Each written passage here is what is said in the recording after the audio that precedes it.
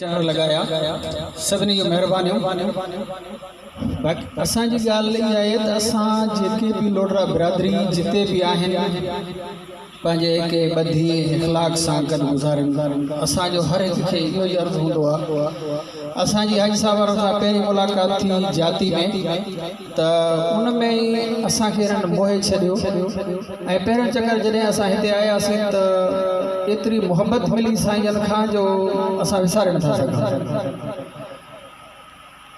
ऐं ख़ासि करे डॉक्टर साहब जिन जे तावन सां या साईं मामो अल्लाह बचायो साहब असांजे ॻोठ जा साईं रबनवाज़ आहे मोहम्मद मिठल डेरामराज जमाली खां हितां कही आयो असांजी दावत ते उनजी महिरबानी ऐं बक़ाया ॻाल्हियूं त सभु डॉक्टर साहब वारा वेठा आहिनि तफ़सील सां तव्हांखे सभु ॿुधाईंदा बि ब्रीफ बि कंदा।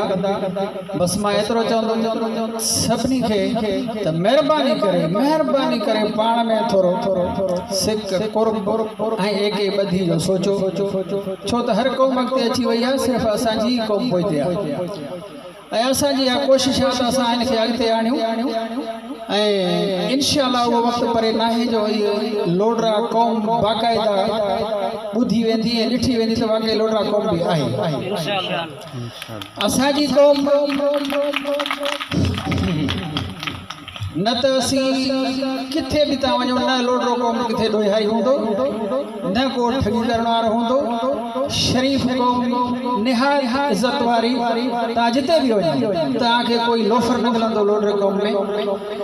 ऐं असांखे इहा ई उमेद आहे त अॻिते बि असां इज़त सां वक़्तु गुज़ारियूं ऐं वधि खां वधि पाण में ताउन कयूं।